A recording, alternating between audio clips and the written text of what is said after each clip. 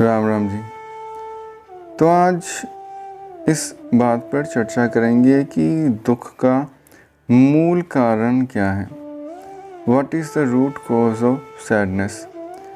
तो दुख का मूल कारण है क्या, अगर विचार पूर्वक देखें तो हम ये समझ सकते हैं कि दुख आता हमारी अविद्या से है। धर्म शास्त्र ये कहते हैं कि मनुष्य की बुद्धिहीनता ही दुख का कारण है, अविद्या ही दुख का कारण है। हमारे मन पर जो मूर्खता का पर्दा पड़ा हुआ है वो ही दुख का कारण है, और कोई किसी को दुख या सुख नहीं दे सकता। तो इसका क्या अर्थ है कि तुमने अपने मन की आसक्ति को एक सिचुएशन से क्यों जोड़ दिया, तुम तानाशाह क्यों बन बैठे, तुम ये क्यों सोचते हो कि जो तुम चाहते हो वही होगा, तुम भगवान विधाता क्यों बन बैठे, तुमने दूसरे के मन को मन क्यों नहीं समझा। ये सब मुख्य रूप से दुख का कारण है। हमें वही व्यक्ति अपने जीवन में चाहिए, वैसी ही पत्नी चाहिए, वैसा ही पति चाहिए, या वही पत्नी के रूप में चाहिए और वही पति के रूप में चाहिए। वो ना मिला तो मैं मर जाऊंगा या मैं मर जाऊंगी। ये सब मूर्खता वाली बातें हैं। तो अगर आप किसी को पति या पत्नी के रूप में चाहते हैं तो अपने घर वालों से बात कीजिए। अगर तो आपके घर वाले देखेंगे कि उस व्यक्ति में आपका जो चित्त जुड़ा हुआ है वो योग्य है, तो फिर तो वो मान जाएंगे। और अगर वो नहीं मानते तो अपने घर वालों को दुखी करके आप कैसे खुश रह सकते हैं। तो कई जो प्रेम विवाह है वो टूटते हुए भी देखे गए हैं। तो प्रेम विवाह भी टूट गया, माता पिता से भी मनमुटाव हो गया, तो आपके पास बचा क्या। तो पहली जो दृष्टि है उसमें तो ये देखना चाहिए कि जो आपके माता पिता हैं वो आपको ये छूट दे रहे हैं कि अपनी पसंद से शादी कर लो या नहीं दे रहे।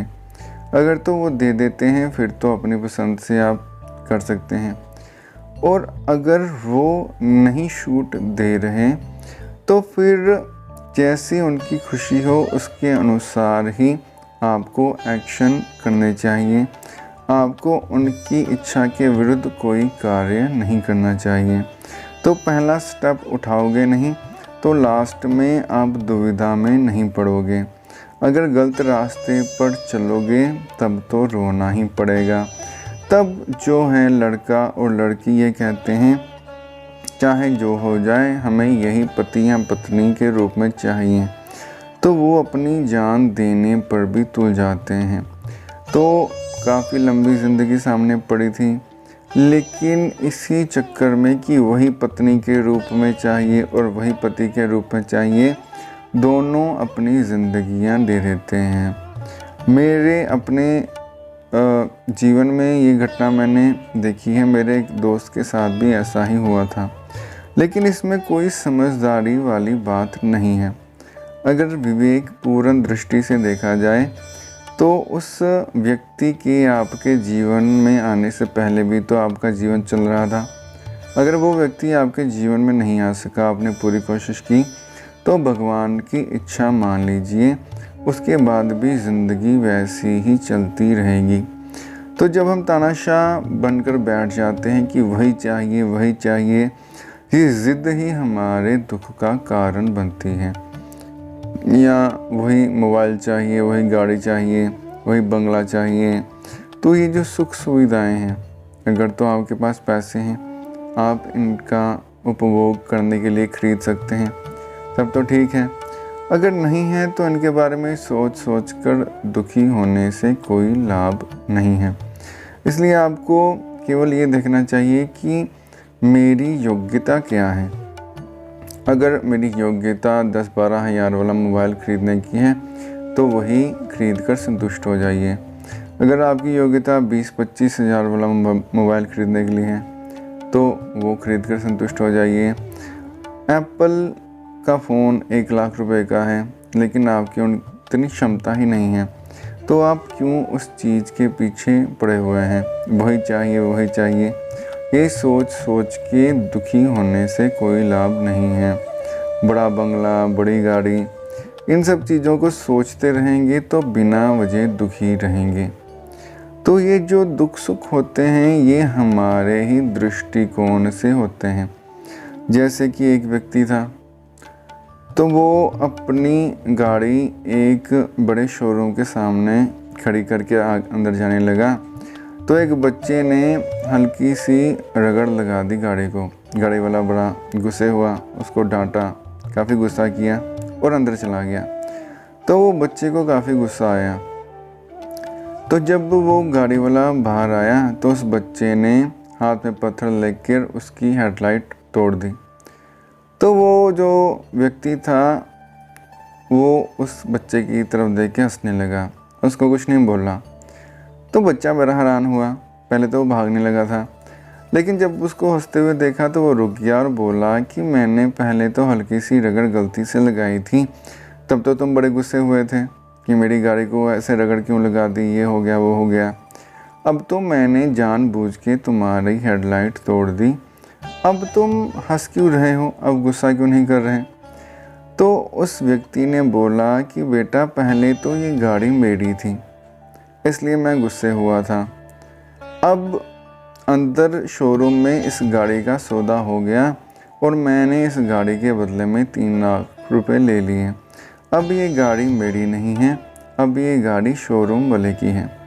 उतने में वो शोरूम वाला व्यक्ति बाहर आ गया और उस बच्चे को पकड़ के मारने लगा और वो बच्चा भाग गया। तो इस कहानी से शिक्षा क्या मिलती है? अगर सुख दुख का संबंध वस्तुओं से हो, फिर तो वो गाड़ी का शीशा जब टूटा, हेडलाइट जब टूटी, तो उस व्यक्ति को दुखी होना चाहिए था। लेकिन दुख सुख का संबंध सिर्फ मैं और मेरे से होता है। अगर वो चीज़ मेरी है, उसका कुछ नुकसान हुआ है तो मुझे दुख होगा, और अगर वो वस्तु मेरी नहीं है, वो वस्तु पराई होगी, मैंने मान लिया कि वो वस्तु पराई है, तो उसको कुछ भी हो जाए मुझे कुछ भी दुख सुख नहीं होगा। तो ये दुख सुख का संबंध सिर्फ मैं और मेरे से ही है। जो मोह है वो ही दुख देता है। अगर किसी चीज़ के साथ हमने ममता जोड़ ली है तो उसको कुछ नुकसान होगा, कष्ट होगा, तो हमें दुख होगा। अगर हम अपनी मानसिकता ऐसी बना लें कि सब कुछ भगवान का ही है, हमें कुछ वक्त के लिए मिला है, और अगर वो नष्ट हो जाता है, मिट जाता है, हमारा नुकसान हो जाता है, तो भी कोई बात नहीं, क्योंकि एक दिन तो छोड़ के हमें जाना ही है। जैसे किराए का कमरा होता है, तो उसमें कुछ दरार पड़ जाए या कुछ उसका नुकसान हो जाए तो हम इतनी चिंता नहीं करते, क्योंकि हमें पता है कि हम 2-3 दिन के लिए यहाँ रुके हैं, फिर हम छोड़ के चले जाएंगे। लेकिन अगर वही कमरा हमारा अपना हो, घर हो, तो उसमें कुछ भी नुकसान हो जाए तो हम चिंता में आ जाते हैं, क्योंकि उस घर से हमको मोह ममता होती है कि ये तो मेरा अपना घर है, तो इसका ज़रा सा भी नुकसान बर्दाश्त नहीं होता। तो ये जो मान्यता है मैं और मेरी, यही दुख का कारण है। तो रामचरितमानस में एक बार लक्ष्मण जी ने राम जी से पूछा कि श्री राम ये बताइए सरल शब्दों में कि माया है क्या? सब कहते हैं माया से बचना चाहिए, माया बड़ी विलक्षण है, माया बड़ी प्रभावशाली है। सरल शब्दों में माया होती क्या है? तो श्री राम ने कहा कि मैं और मेरी बस यही माया है, इसके अलावा और कोई दूसरी माया नहीं है। जो ये मोह ममता है, इसको अगर त्याग दिया जाए तो हम दुख से छूट सकते हैं। तो दुख का मूल कारण हमारी अविद्या है, हमारा ज्ञान है, और वो ज्ञान से दूर हो सकता है। अक्षरी ज्ञान तो हमको कुछ सत्संग सुन लिया या धार्मिक पुस्तकें पढ़ ली तो हो जाएगा, लेकिन जो अनुभवी ज्ञान है वो परमात्मा का नाम जपने से, अभ्यास करने से, तपस्या करने से ही होगा। उसके अलावा और कोई दूसरा रास्ता नहीं है। धन्यवाद।